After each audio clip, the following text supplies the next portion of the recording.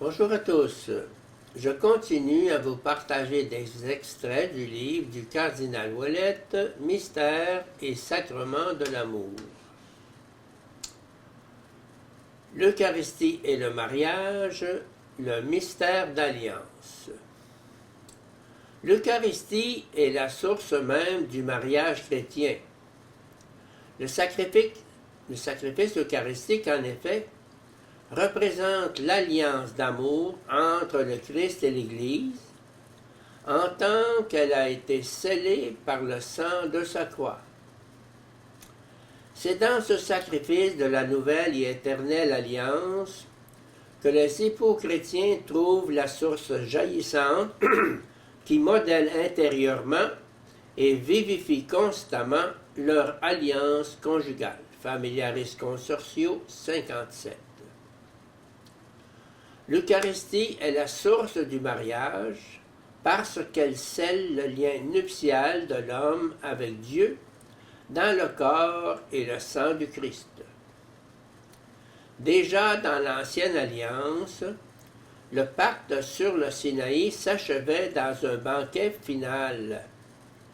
Ainsi, dans la Nouvelle Alliance, un sceau est posé dans la chair eucharistique de l'époux, nourriture quotidienne offerte à l'Église épouse pour l'actualité permanente du mystère nuptial. Jésus s'offre comme la nourriture qui porte en elle la vérité nuptiale de l'unique chair et de l'unique esprit en affirmant « Qui mange ma chair et boit mon sang demeure en moi et moi en lui. » Jean 6, 56. Ajoutons également les textes de Paul ou le mystère eucharistique de la Sainte, 1 Corinthiens 10, 16, 11, 23 suivant, aboutit essentiellement à une union nuptiale. Pardon. Le corps est pour le Seigneur et le Seigneur pour le corps. Celui qui s'unit au corps du Seigneur est un seul esprit avec lui. 1 Corinthiens 6, 13, 17. Rencontre, assomption, participation. Le Christ époux et l'Église épouse assument la force génératrice du mariage pour réaliser leur fécondité d'époux et d'épouse. Maintenant, l'Eucharistie est la source et le sommet de cette rencontre, de cette assomption et de cette participation, parce qu'elle met à disposition des époux le cœur sacramentel de leur identité, le don du Christ pour son Église épouse. L'amour qu'ils sont appelés à incarner et dont ils doivent témoigner est l'amour sponsal du Christ pour l'Église, transmis dans l'Eucharistie.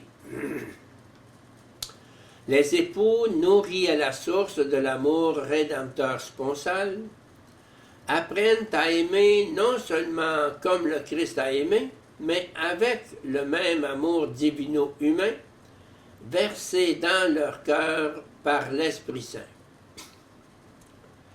Le don réel de l'époux dans l'Eucharistie, dont témoignent, quoique sous une autre forme, les vierges, rend possible l'amour des époux jusqu'à la croix. Cet amour participé ne diffère pas de son archétype.